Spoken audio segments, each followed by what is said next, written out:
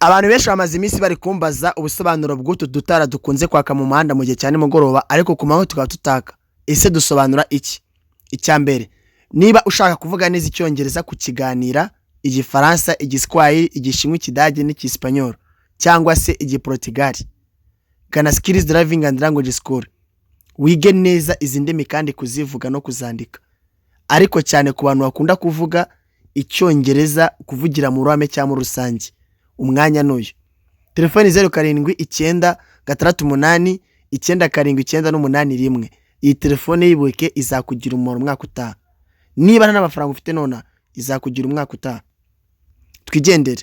Hano dufite utugarura rumuri, ituba twita reflectors. Igazeti ivuga ko inkombe z'inzanyabagengwa cyangwa se z'umuhanda zigaragazwa n'ibikoresho ngarura rumuri. Ibyo bikoresho ngarura rumuri byaka ku buryo bigaragara bisa iburyo bwacu cyangwa se bw'umuhanda, umutuku cyangwa icunga rishije, imoso kagasa umweru. Ikindi, ututara tugomba kuba dusa umweru hagati mu muhanda. Ku mpande z'umuhanda akaba ari umutuku cyangwa icunga rishije. Ndizera usobanukiwe neza. Harakane kantu ushaka kurenzaho kajyanye n'amarangi.